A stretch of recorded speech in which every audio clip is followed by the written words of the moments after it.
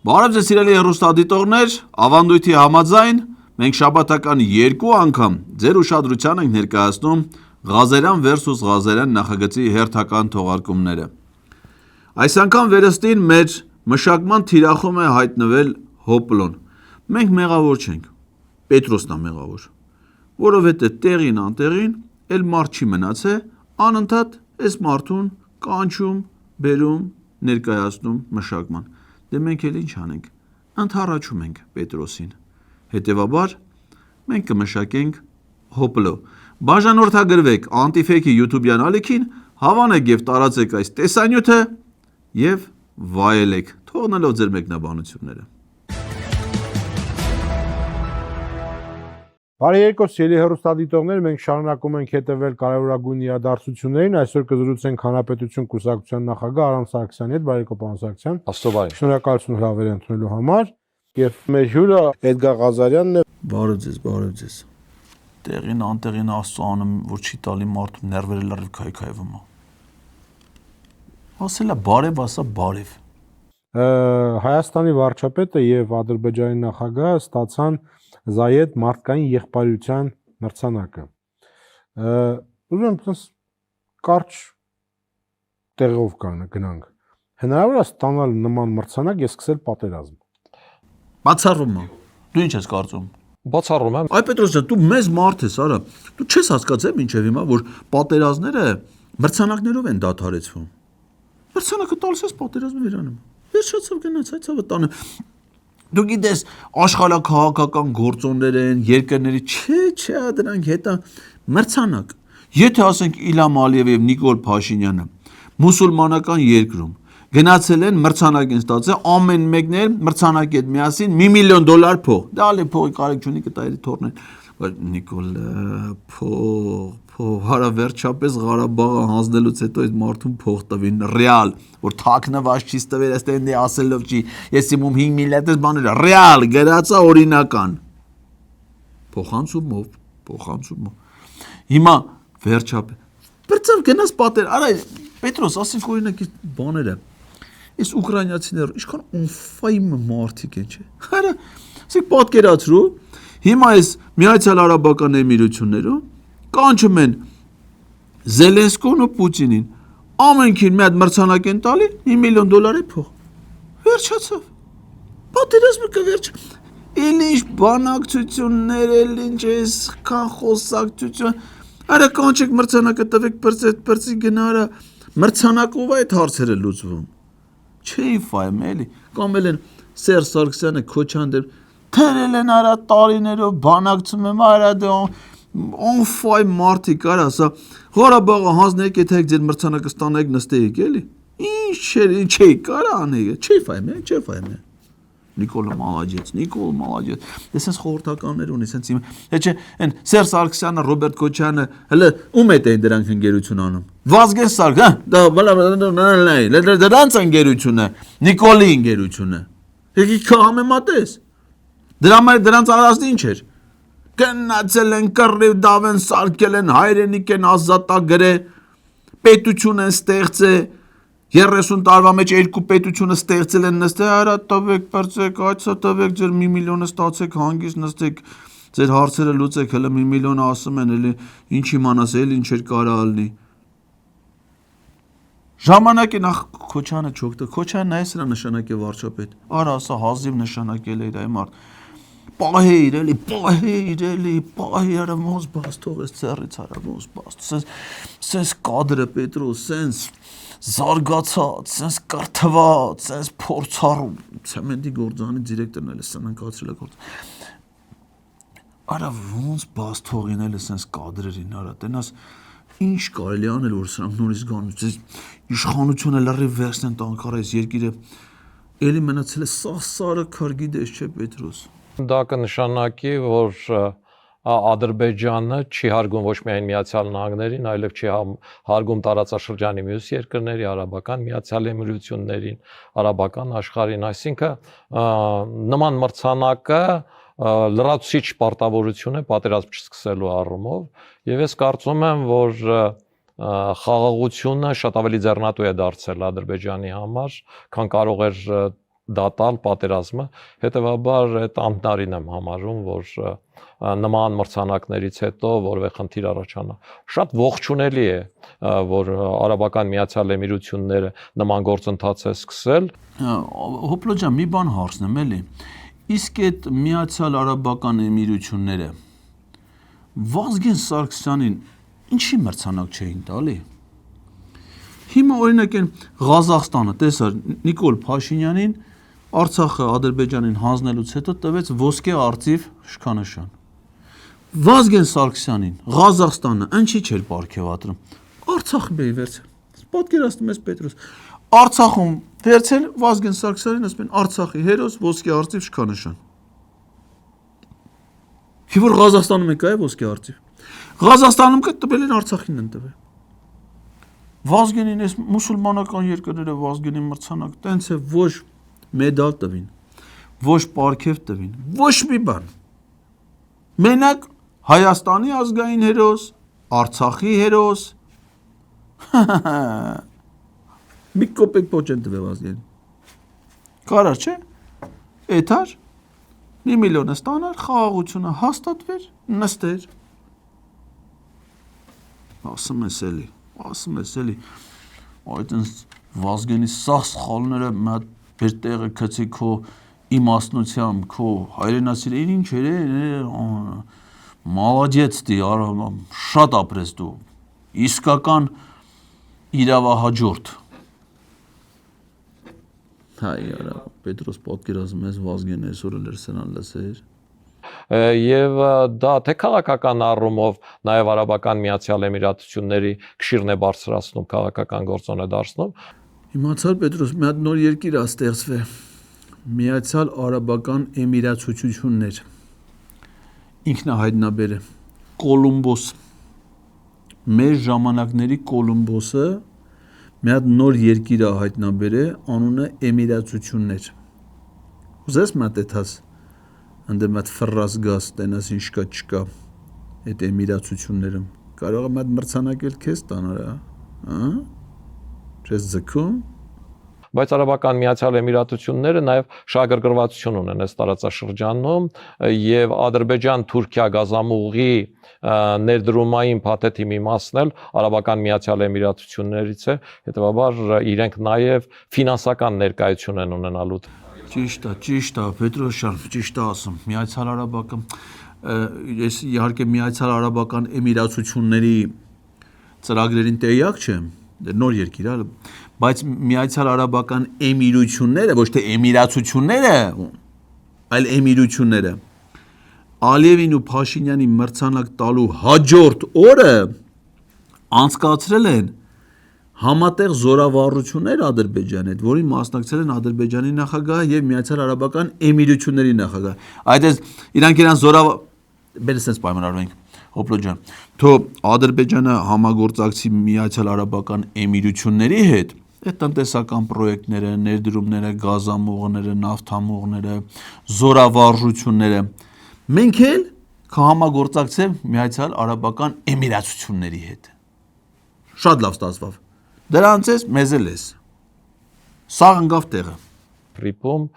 եւ այս առումով իրենք շահագրգռված են ու համոզված են։ Տրիպի մասին խոսանք, ավելին Ալիևը ասում է այդ մրցանակաբաշխության տեքստում ելույթում, ասում է, որ մենք առևտրաշրջանառությունը Հայաստանի հետ ավելացնելու ենք,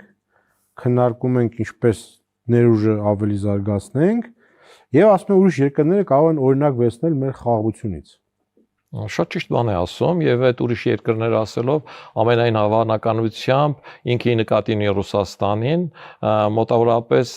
հետեւյալ ակնարկն է անում, որ այ Ռուսաստան, տեսեք Արաբական Միացյալ Էմիրությունները այսքան երիտասարդ պետություն է, նոր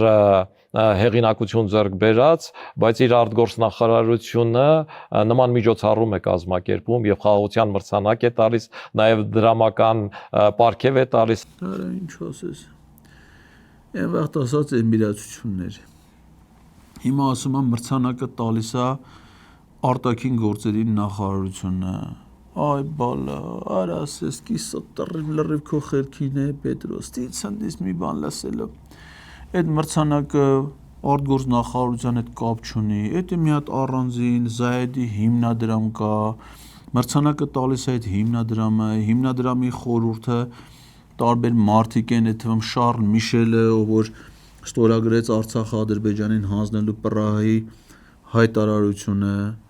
այս կիսատ պրատար ասես բան, ասում է, թմա, շատ ճիշտ ասում Ալիևը, մալադեց Ալիև, Վազգեններ էլի սա սխալ բաներ էր ասում էր Ադրբեջանը մեր թշնամին է, մեր երկիրը բռնազավթել են, մենք պիտի ազատագրենք, այ քեզ բան, լավ այս մարդ եկավ ասում է, Ալիևն է ճիշտ ասում, Վազգենը սխալվեց, Ալիևը ճիշտ էր։ Ասենք դուք մինչև հիմա ձեր բարեկամ երկրների որևէ մեկի պատերազմի ու խաղաղության խնդիր լուծեք այդ խնդիրը դուք էլ խաղաղության մրցանակ տվեք, դուք էլ աշխարհին հանդես եկեք այդ դիրքերից եւ եթե դուք էլ գնաք խաղաղություն Ուկրաինայի հետ, միգուցե դուք էլ նման պարգևների առաջանաք։ Էսի խաբար չի Պաստորեն Պետրոս, որ 2020 թվականի պատերազմը միայն Ռուսաստանի միջնորդությամբ դադարեցվեն, դե համանախագահող երկրները նույնիսկ հումանիտար հրադադար սահմանելու կարողություն չունեցան։ Նույն Միացյալ Նահանգները, Ֆրանսիան, մի անգամ հենց ինքը Ռուսաստանը չկարողացավ, բայց ի վերջո նոյեմբերի 9-ի փաստաթուղթը ստորագրվել է ռազմական գործողություններ, դա միայն Ռուսաստանի միջամտությամբ։ Ռուսաստանի միջամտությունից հետո էլ բանակցային գործընթաց ենք սկսել 21 թվականի հունվարի 11-ին նոյեմբերի 26-ին։ Ու նոյեմբերի 26-ին Սոչիում Պուտինը մի հատ խաղաղությունը խորհրդանշող ոսկե արմավի արձանիկ նվիրել է Նիկոլ Փաշինյանին, մի հատ ոսկե արմավի արձանիկ է նվիրել է Իլհամ Ալիևին, բայց անտեր մնացած արա այդ արձանիկներով այդ խաղաղությունը չի լնում ախպեր 21 թվին այդ անշնորհք Ալիև այդ ոսկուց արմավի ճյուղը ստացավ, գնաց հարձակվավ Շորժայի վրա, գնաց հարձակվավ Սև լճի վրա, գնաց հարձակվավ Իշխանասարի վրա, գնաց հարձակվավ Ջերմուկի վրա, անշնորհք էլի։ Հիմա էլ էսա, դες մրցանակը տվել են, չէ՞, բայց չես իմանա ինչ կանի, հան։ Շատ անշնորհ, բայց ճիշտ է ասում ինքը։ Ինչ ասում է, ճիշտ է ասում։ Ինքը Ալիևը, ուրեմն լսի, Ալիևը, Նիկոլը, ինքը Բաբաջանյանը, ինչու՞ չէ, նաև Ալեն Սիմոնյանը, Սուրեն Պապիկյանը, էլի մարդ կար ընդ մարդ Արայիկ Հարությունյանն է, ինչ ասում են ճիշտ են ասում։ Ով ասաց Ռոմանոս։ Միացյալ Նահանգները թրիփում ոչ մի շահ չունեն տնտեսական։ Ասում է երկրորդ նախագահ Ռոբերտ Քոչարյանը։ Դե երկրորդ նախագահ Ռոբերտ Քոչյանը մնացել է 90 թվականների տրամաբանության մեջ, իր համար աշխարհում կա մի երկիր, որը Հայաստանում շահ ունի, որը Հայաստանի բարեկամն է, Հայաստանի աջակից է, Ռուսաստանն է։ Միացյալ Նահանգները եթե շահ չունենա, 74% չեր ուզի թրիփում, հետևաբար ինքը շահ ունի,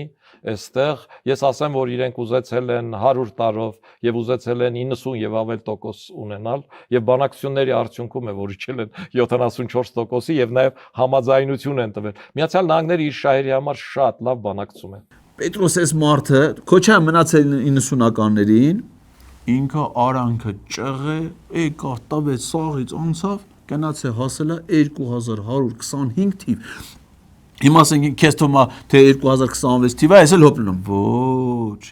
Ինքը հիմա քո հետ խոսում է, մեր հետ խոսում է 2125 թվականից, արդեն թրիփը իր մոտ ավարտվում է, վերջին տարին է։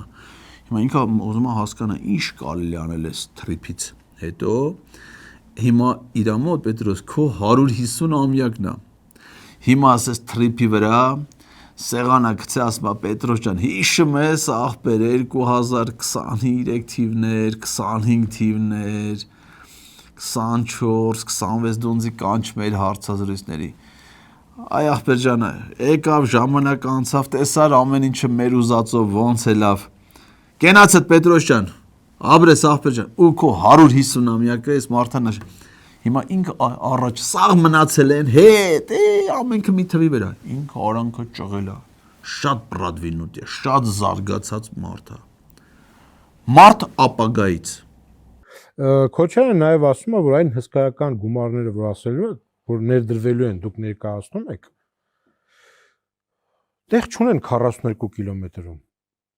Չեն կարող։ Այդ տարածքում այդքան չի կարա այդքան ներդրում տեղավորվի։ Հորելսերը ոսկուց չեք սարքելու։ Գիտեք, այն ծրագրերը, որ Միացյալ Նահանգները ներկայացնում է Հայաստանի Հանրապետության հետ, իսկ ասեմ,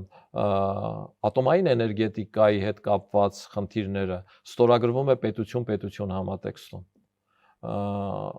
Ճանապարհի հետ կապված խնդիրները համաձայնվում է պետություն համատեքստում, հետո արդեն կոնսորցիումային ընկերություններ են մտնում։ Կոնսորցիումային ընկերությունները, որոնք մտնում են թե Հայաստանի կողմից, թե Միացյալ Նահանգների կողմից, իրենց ծրագրերը եւ ծախսերը պատվիրում են այնպիսի ընկերությունների, ինչպիսին KPMG-ն է։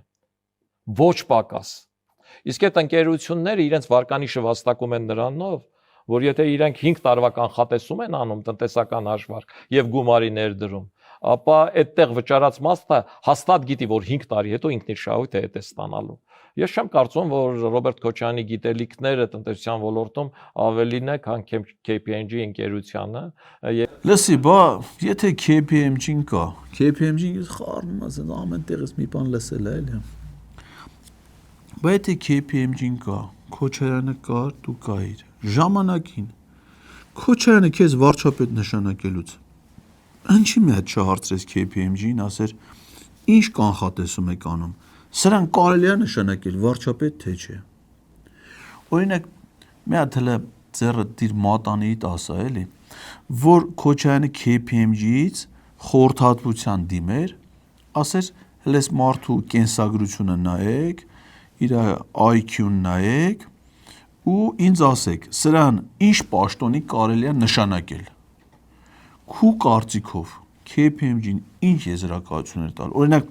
համաձայնություն կտային, որ քեզ նշանակեին Դավալույի կոմունալի պետի տեղակալ սան մաքրման աշխատանքների գծով։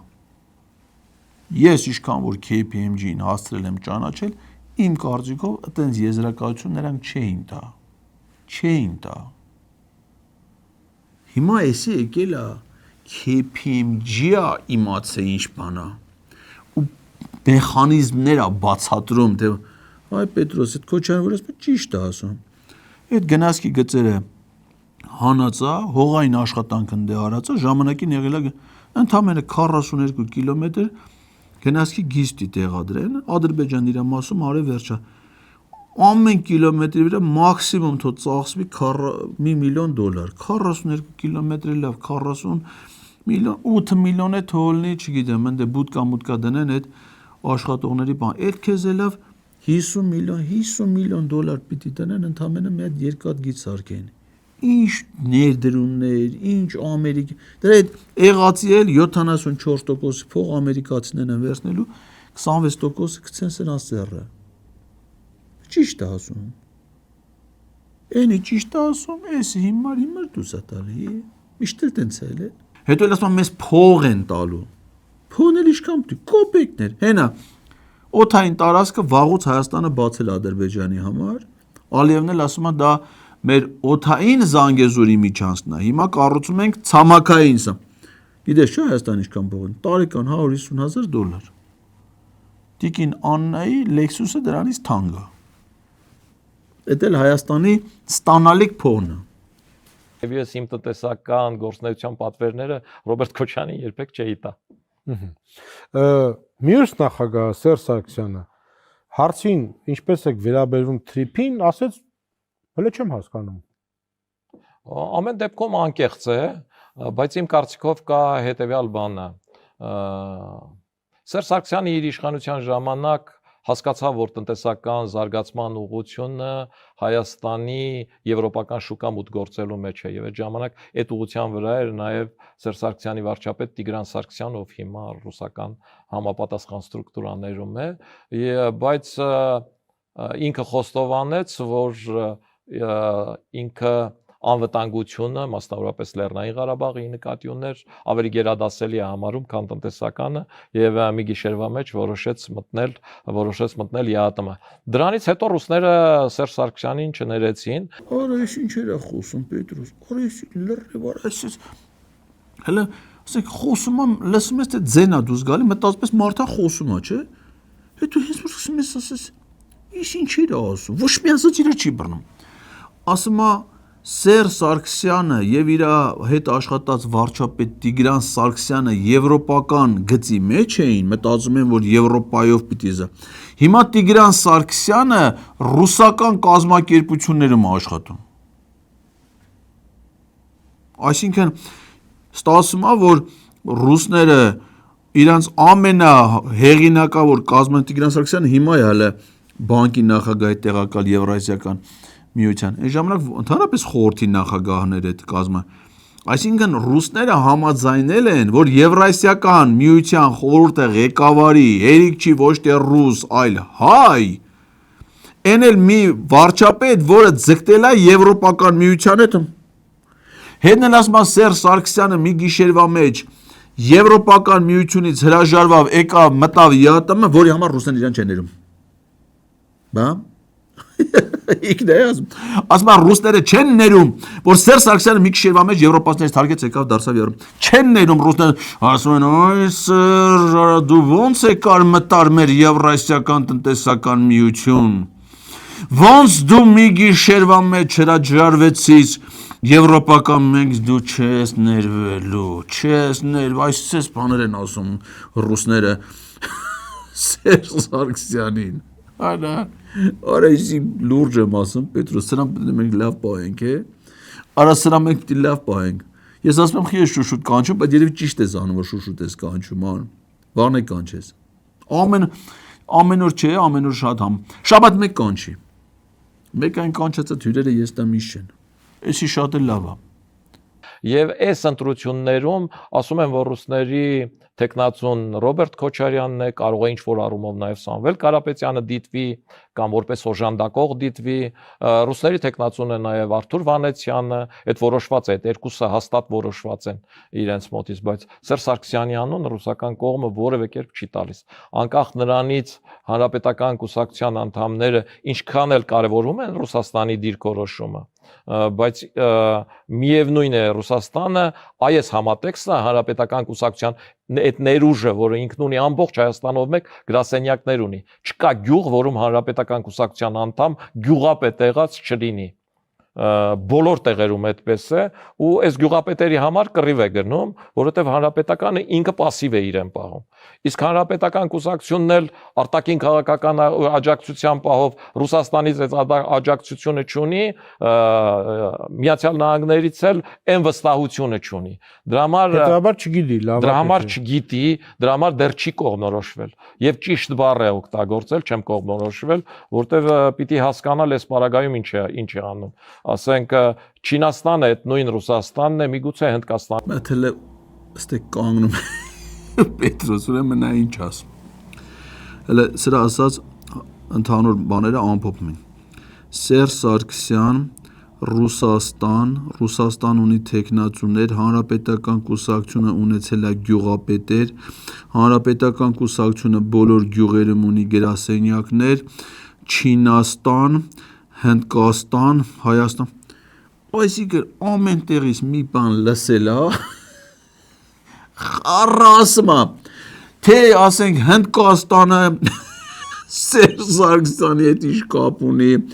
Չինաստանի ինչ կապ ունի, գյուղապետերի մեղքը որն էր, Ռուսաստանը Վանեցյանին մեկ էլ Սամվել կա, այդ էս խառն է իրար նստե մեջը, մի հատ բան կար է Պետրոս, Են քեզ բան ասենք հիշեցին են Կարլսոնը։ Մի հատ կար են կեշա թութակ կար է, որ են Վովայի սենյակում հերոստացույցեր նայում, ես հերոստացույցից ամեն մի բանից մի բառ վերցում էր, մի նախադասություն, ասես կապցնում իրար խառնելով այդ։ Հիմա էսի լրիվ այդ կեշա թութակը ոնց որ էլի։ Հետո էլ ինչ էր անում այդ կեշա թութակը, այդ թմանգն պատմությունների մեջ գալի դառնում էր այդ խեշ Վովայի գլխին ջարմը։ Հիմա էսի լրիվ այդ կեշա թութակն է։ Աստի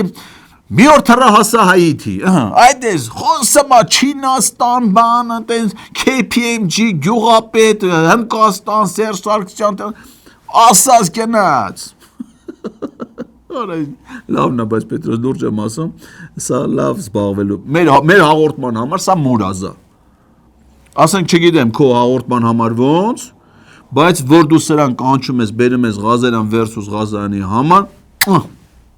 գոհ եմ ախպեր ջան։ Ընտրագույն աբրանք։ Պարոն Սարգսյան, ձեր վերլուծությունից ակնհայտ է, որ Միացյալ Նահանգների ազդեցությունը թե Հայաստանում, թե տարածաշրջանում շատ կակտիվանա եւ ավելի ծանրակշիռ կդառնա։ Ռուսաստանի պատասխանը չի կարա չլինի։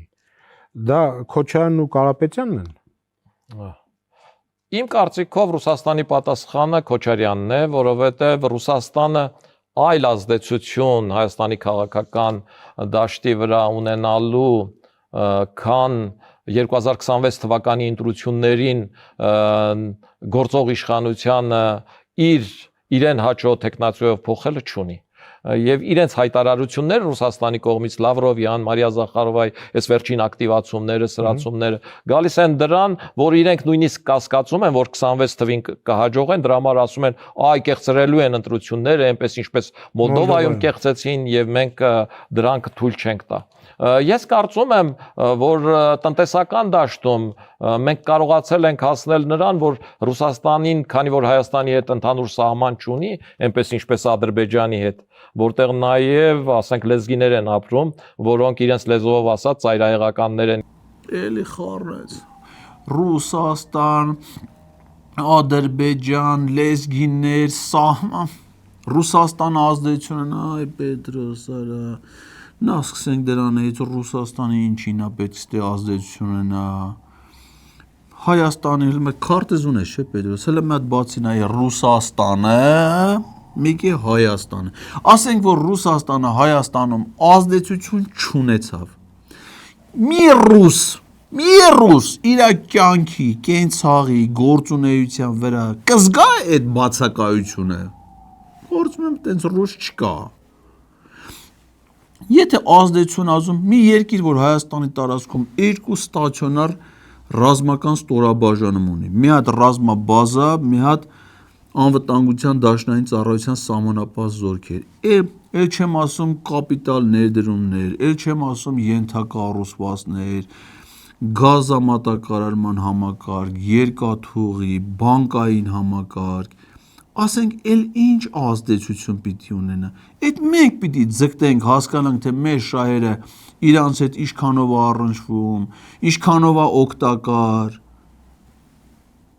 3 միլիոն, պատկերացնում ես Պետրոս, Մոսկվայի որ հատվածն է։ Հնդկաստան, Չինաստան, Ադրբեջան, սահման, Ռուսաստան, ազդեցություն, տեխնացուներ, եւ անջատում են ուզում ծովով եւ այլով ուրիշ խնդիրներ կարող է առաջացնել, Հայաստանում չունի այդ հնարավորություն։ Հետեւաբար տնտեսական դաշտում Ռուսաստանը կարող է մինչեւ 1 միլիարդի ներդրում անել Հայաստանում։ Այդ եղած արևմուտքի առաջարկած առաջարկությունները բալանսավորելու համար եւ ես համարում եմ, որ դա էլ մեր ձեռքբերումը կլինի, որ մենք արևմտյան արժեքներ եւ արևմտյան երկրների հետ այնքան աշխատեցինք, որ Ռուսաստանը կամ դուրս է մնում այս տարածաշրջանից, կամ ստիպված ինքն էլ է ներդրումներ անում։ Եթե ռուսները գան այս հետեւության, ճիշտ քայլ արած կլինեն։ Բայց ճիշտ ես ասում, Արամ ջան, թող անեն, բայց 1 միլիարդ քիչ է։ 1 միլիարդ քիչ է։ 3 միլիարդ տանեն։ 4 լավ որտե 4 ընդ 5 միլիարդ տանեն ինչ կարող է փող չունեն թո մրցակցեն արա բա սենց երկիրը Պետրոս ջան սենց հզոր սենց վարչապետ ունենք սենց ժողովրդավարական ինստիտուտ 5 միլիարդ ինչ է որ չէ մանավանդ գիտեն ըստե ներդրումները պաշտպանված հենա Սամվել Կարապետյանը բերել էր 700 միլիոն դոլար այդ Հայաստան էլեկտրական ցանցերի մեջ ներդրումը տենեմ ես էլի ոնց է պաշտպանված մարդը ընդամենը մի հատ նախադասություն իր ուզած ձևով ասում միանգամից բիզնեսը ձեռից առնում են իրան գցում են բանկետում են հարակից բիզնեսները ստուգում են տնօրեններին ձեռբա պաշտպանված արա բա իսկական հիմա գնա KPMG-ին հարցուր ասա KPMG աշխարհում այտենց երկիր կա, որ վարչապետը հելնի կառավարության նիստում ասի գնացեք Red Store խանութները փակեք, հաջորդ օրը քննչական կոմիտեն էտապը այտենց երկիր, բան ներդրումային միջավայրը հենց դա է։ Ներդրումային միջավայրը հենց այն է, որ վարչապետի օգնականը բանկային գաղտնիք հանդիսացող տեղեկություններ ստանա, քննիչներին հանձնարարություններ տա, հետո էլ դա դառնա գլխավոր դատախազ, բայց դրանով են պաշտպանվում ներդրումները։ Ներդրումները այն է, որ հարկային իրավունք տաս առանց դատանի որոշման մտնի բանկային գաղտնիք հանդիսացող տեղեկությունները, ումից ինչ պետք է իմանա, որ երկրում կախիկ շրջանառությունը 0-ից սաղ սարքես փոխանցումը, որ սաղ իմանան, ով որտեղ գնաց, ինչ արած, որտեղ ծախսես, որտեղ էդ է խթանում ներդրումները։ Հիմա ինչ է, ռուսները չեն հասկանում ինչ միջավայր է։ Մեկը քիչ ես ասում, Արամ։ Շատ քիչ է։ Այս երկրի համար 1 միլիարդը հատկապես որ ռուսները մանավանդ տենում են ռուսների համար ինչ նպաստավոր մտնում հեսա տենում է դու ես գիտես Պետրո ջան այդքան սաղորը պրոպագանդան անում եք այդքան լավ մթնոլորտ եք ստեղծում հարաբերություններին ալենը իր հերթին ինչ լավ ալենը հայ-ռուսական հարաբերությունների ուղղակի մոզգն է սա մի հատ անհարթություն էլի ալենը բերում դզում է սա գցում է տեղը շատ ուժեղ է Армена бана говорит, они молодец, он просто бана, Степан Григорьян, он, конечно, не политик, не, но как политолог. Նայել իր հերթին զարգացնում հայ-ռուսական այստեղ շատ լավ մթնոլորտ է հայ-ռուսական հարաբերությունների համար էլ որտե տանա ռուսները ներդրում ան իսկական տեղն է մանավանդ հիմա Իսկ եթե գանեն հետևության, ինչ հետևության եկել են իրենց գործընկերների ժամանակով, ասենք 2004 թվականին Վրաստանում, հետո 2014 թվին Վրաստանում, 2008 թվին Վրաստանում, հետո 14 թվին Ղրիմում, հետո ասենք 2020 թվին Լեռնային Ղարաբաղում, առանդական իրենց մեխանիզմին, այս պարագայում Հայաստանի հետ այդ հնարավորությունը չունեն, որտեվ Վստահաբար Ալիևը նոր պատերազմի չի գնալու, ես տեղեկություններ ունեմ եւ համոզված եմ, որ ընտրություններից Այ դուք ասիք, որ ընտրություններից 2 ամիս առաջ մենք եթե Այո, կուլիսներում ասացի դες որ ըստ ձեզ դուք վստահ եք, որ ընտրություններից 2 ամիս առաջ խաղաղության պայմանագիրը կկնքվի Այո, ես վստահ եմ, որ խաղաղության պայմանագիրը ընտրություններից 2 ամիս առաջ կկնքվի, որովհետև Ադրբեջանից Թուրքիա գնացող գազամուղը, որը նորը պիտի կառուցվի Արաքսի ափով, ինքը ավելի հարմարավետ է, ինքը ավելի քիչ ծախսեր է պարունակելու, քանի որ պոմպեր չկան ի տարբերություն Վրաստանին։ Մի րոպե, քիչ լրիվ քեշատ վարեցին, հես խոսում ես այդ քեշատուտակին հիշում եմ, մի օր թռահասա այդ հայ-թուրքական խաղաղության պայմանագիրը մինչև ընտրություններ կկնքվի, որովհետև գազատարը, նավթատարը, Արաքսի հովտով Դա ինչ գազատար, ինչ նավթատար Այդ խաղաղության պայմանագիրը կնքողը, որ պիտի կնքի, որ ասում ես ընտրություններից 2 ամիս է, դա Իլհամ Ալիևն է Ընտրությունների օրը արդեն որոշված է հունիսի 7-ին Դրանից 2 ամիս առաջը ընկնում է մարտին Չէ Ալիևն էլ ասել է որ խաղաղության պայմանագիրը կկնքվի մենակ այն դեպքում Պետրոս եթե Հայաստանում հանրաքվելնի սահմանադրությունը փոխեն նորը ընդունեն նորն էլ այնց ընդունեն որ անկախության հռչակագիր չլինի հիմա որպեսի հանրաքվելնի այսինքն որպեսի խաղաղության պայմանագիրը ստորի դա պիտի լինի ուրեմն հանրաքվել պիտի լինի եթե 2 ամիս առաջ արդեն պիտի կնքվի մարտին նշանակում է Արա հանրաքվի քարոզ արդեն սկսել է քարոզ արշավը բա հանրաքվից 40 օր առաջ պիտի բանը քարոզ արշավը սկսել է արդեն քարոզ հայտարարվել է հանրաքվեի օր ես չեմ լսել հա Արա Պետրոս դե մենք 2026 թվով ենք ապրում ես մարդը գնաց 2100 արա մենք մնացել ենք 2026 թվի վրա Քոչայանը մնացել 90-ականների մենք մնացել ենք 2026-ի այս մարդու մեղքը որն է որ ինքը քշ է գնացել հասը 2125 թվին այո ճիշտ ասում 2125 թվի մարտին խաղաղության պայմանագիրը կկնքվի Բան չունեմ հնարավոր է բան չունեմ ասելու այդ ինքը ականատես է հիմա ապագայից եկել է մարդը ասում է մենք ինչ կարանք անենք լսենք իմանանք 2120 մատանիդ մնացած կլի, չէ՞ այդ վաղտելը։ Հատե մատանին ինչ պիտի լինի։ Չէ, մատանին կմնա։ Դա թե Միացյալ Նահանգներն են ողջունել, որովհետև դա տարածաշրջանում պատերազմի ռիսկերը էլ ավելի է պակասեցնում, եւ թե քաղաքական առումով այդ ընկերությունը բավականին լուրջ ֆինանսական բեռ է իր վրա վերցնում, եւ ինքը արդեն պատվիրել է այն նախագիծը, նախագծային աշխատանքները, որ դրանով պիտի արվեն։ Իսկ պատվիրել է, որովհետև Ադրբեջանի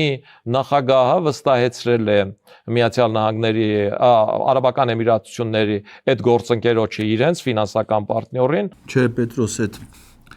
Միացյալ Արաբական Էմիրությունների հետ համագործակցությունը լուրջ է։ Իսկ էլի Հայաստանն էլ դառնա Էմիրացություն, ասենք որ լինի Միացյալ Հայկական Էմիրացություն, մի 7 հատ էմիրություն լինի, միանան դառնա Էմիրացություն։ Ինքն էլ կլինի Դավալուի էմիրը։ Իրան էլ այդ ժամանակ կարան ասեն հոպլո վազգենի քուրո Դավալու քանդրբազ ախմախ ալի։ Բաց ինչում չէ։ Հիմա դրանց անունները երկար է։ Եթե մենք դառնանք Էմիրացություն, պիտի մեր անուններն էլ արդեն երկարի։ Չնայած այդ իմ տարբերակն է, կարաս չհամաձայնվես, դու քոնը ընտրես, ասենք, ինչ որ հարմար գտնես, բայց այտենց մենակ հոպլոյով չի լինի։ Հոպլոյով չի լինի, պիտի երկար լինի։ Որ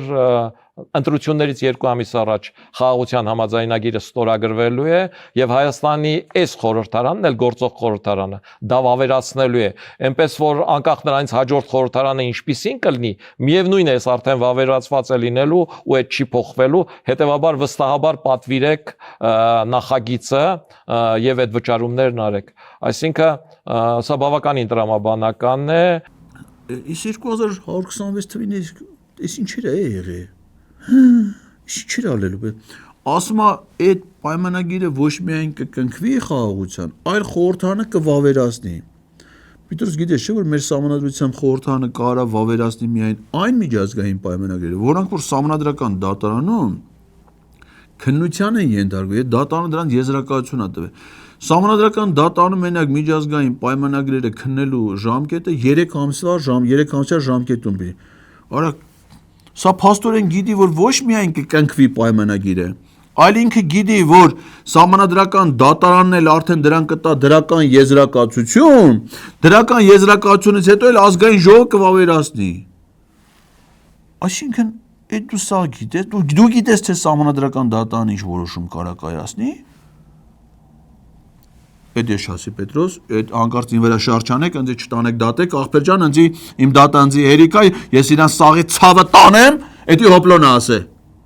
Եղավ, ինձ վրա հանկարծ շարժանեք, դատեք, պահեք, աղբեր։ Իմ հետ գործ չունեք, ես դա չեմ ասել։ Ես իրան ցավը տանեմ, այսքան բան։ Անդիմությունն էլ ընդեղից ասում է 300,000 աշխատատեղ էլ մենք ենք ստեղծել։ Ես վախենամ մարդ չմնա այլ ստեղ աշխատող։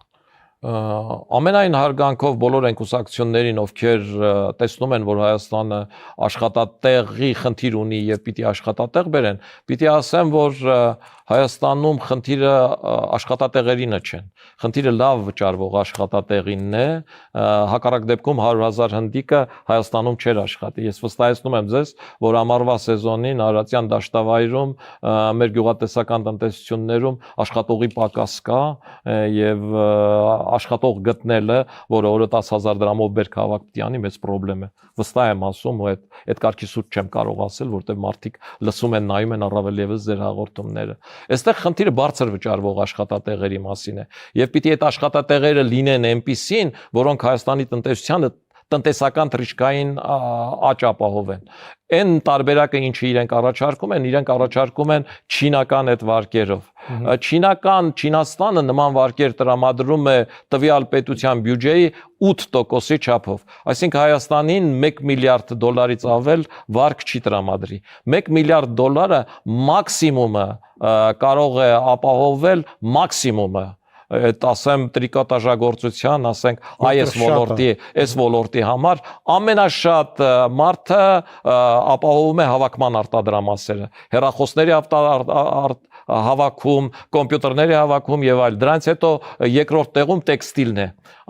Տեքստիլի պարագայում ամենաշատը 20000 աշխատատեղն է։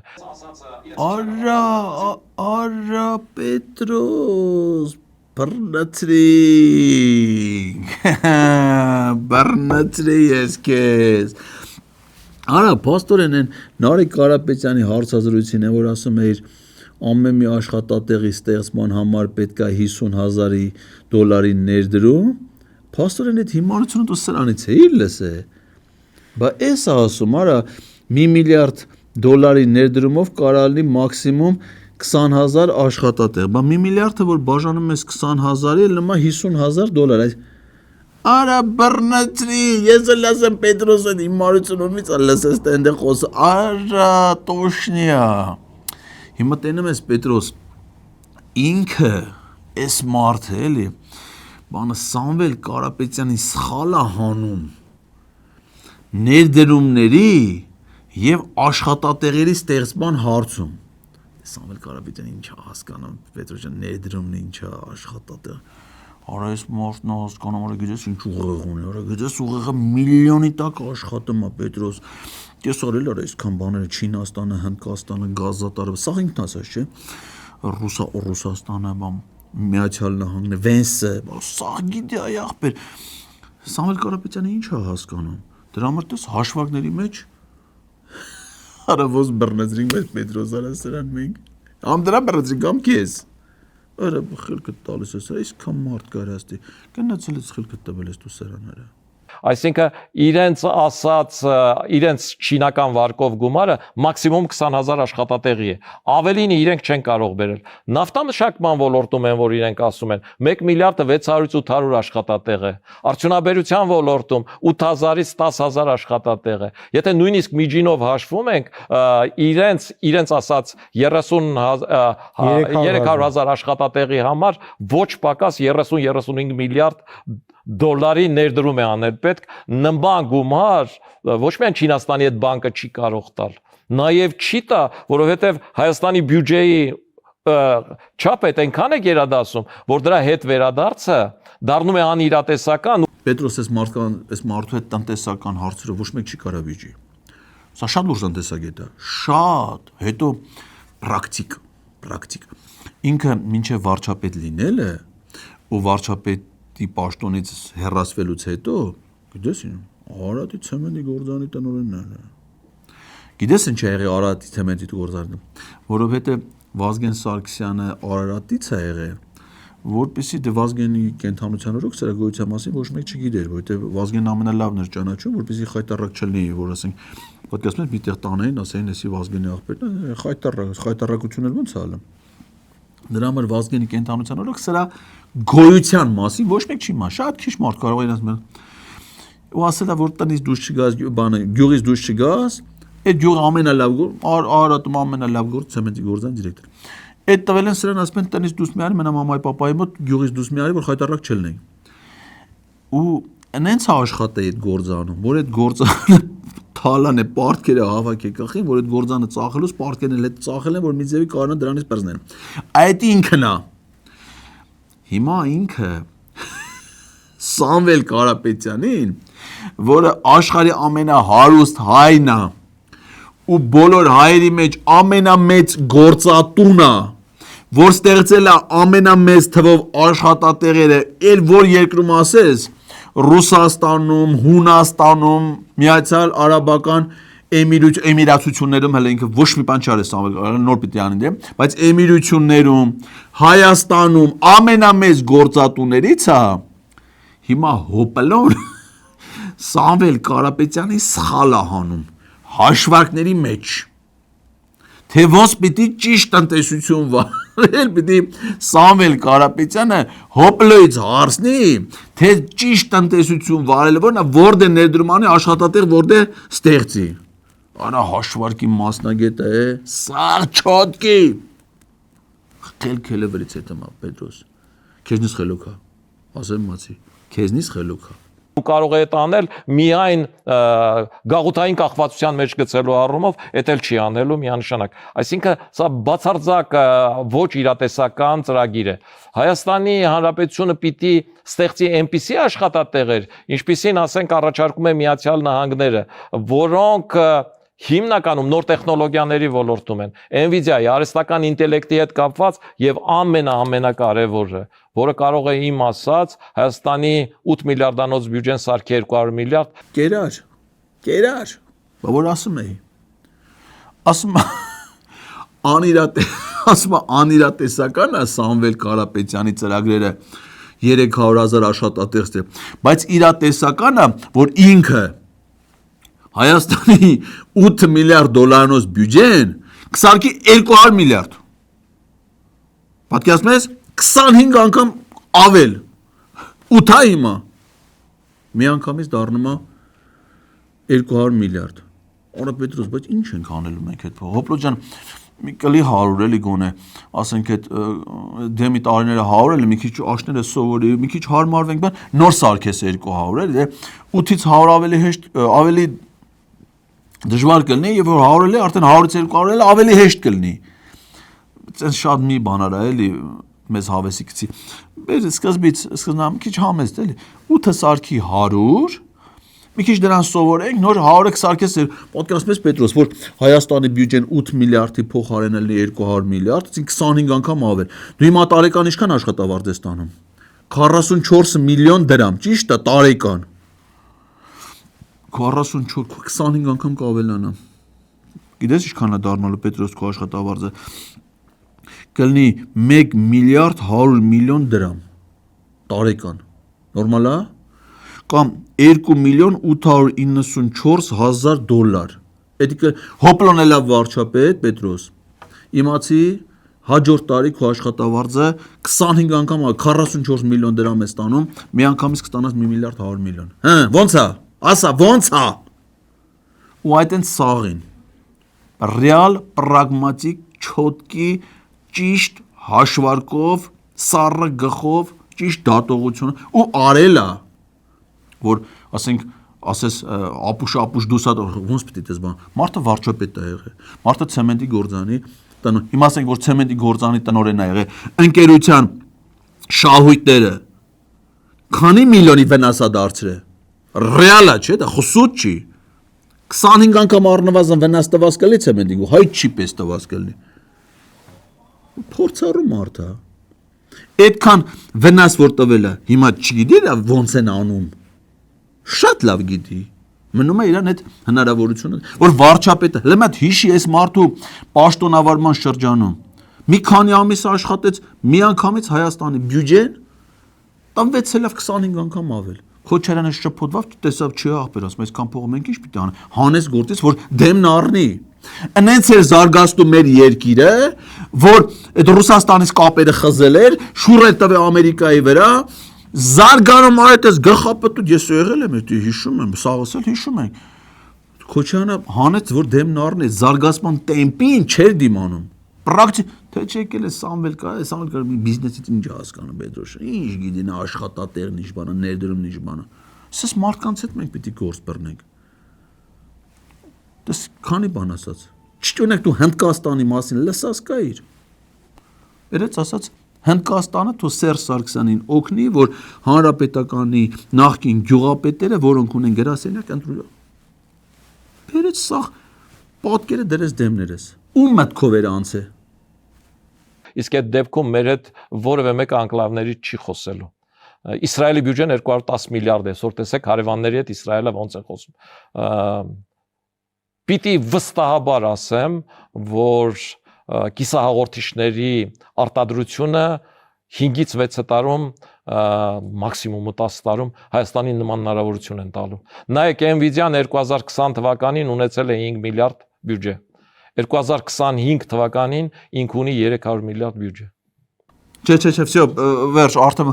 Պետրոս իմացի, այս գործի մեջ մենք բռնում ենք Արամի պոչից։ Եղավ, թե չէ դու կնացել ես կպել ես Ալենի կոտոշներին։ Մենք բռնում ենք Արամի պոչից։ Եղավ։ Ինչ պիտի ասես այս մարդուն։ Շնորհակալություն։